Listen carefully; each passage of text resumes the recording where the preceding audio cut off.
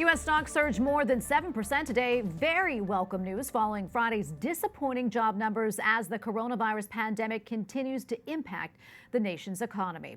The U.S. Labor Department reported a loss of 701,000 jobs for the month of March, ending nearly a decade of uninterrupted job growth. Meanwhile, the nation's unemployment rate rose in March to 4.4%.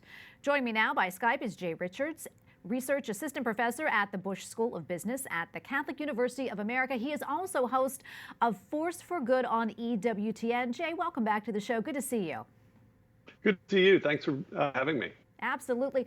So, Jay, let's talk about the relationship between controlling this pandemic and then stabilizing the economy. Obviously, we're in uncharted waters right now. How does this complicate economic predictions? Well, and it's just all thrown to the wind. I mean, that's the reality. As you said, we're in uncharted territory. I mean, we've had recessions, we've had depressions, we've had shocks to the economy before. What we haven't had is a massive, almost instantaneous freezing of the economy voluntarily, because that's what's happened. And so we really just don't know exactly what's going to happen. We do know that the fundamentals of the economy are what they were a month ago. We almost hit record highs just a month and a half ago in the Dow Jones Industrial Average. And a lot really depends on how long we maintain this social distancing and this massive quarantine and lockdown. Jay, how can we tell if the government's efforts are doing enough in the short term in order to protect the economy in the long term? Well, honestly, I think looking at what the market do is your best bet, because the market, in Dow Jones Industrial Average, is essentially the wisdom of thousands of people that are watching what's happening. And so far, of course, the market's down over its highs, of course, but it hasn't collapsed. And so I think the kind of collective wisdom of the crowd is that what the government is doing, at least in the short run, is likely to prevent the kind of catastrophe that we might have seen if there hadn't been any response at all. We've also been hearing a lot about a recession, maybe as possibly going into a depression. What are your thoughts, and do you think this is a likely scenario?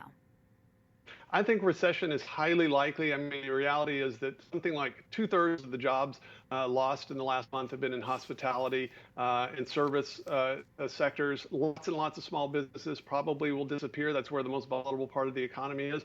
I don't see how we don't have a couple of quarters that are recessions, but I think really a lot depends on what happens, honestly, in the next 2 or 3 weeks. If we hit a peak in deaths and new cases of the coronavirus and are able to pick up again, I think maybe it'll just be a couple of quarters, and that's really what I'm hoping for. I want to quickly talk about the coronavirus stimulus package. You know, a lot of people are waiting to receive those stimulus checks. For most people though, that money's not going to cover all of their expenses. What would you say to those folks, and do you have any recommendations for them?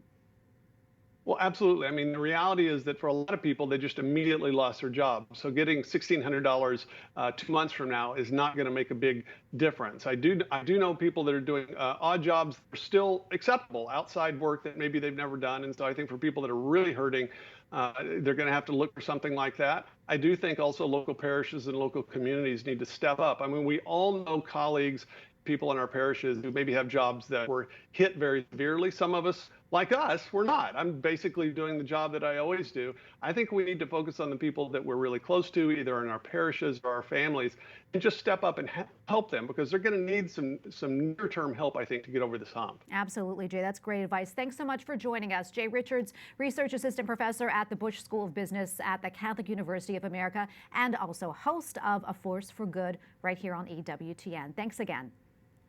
Thanks, Tracy.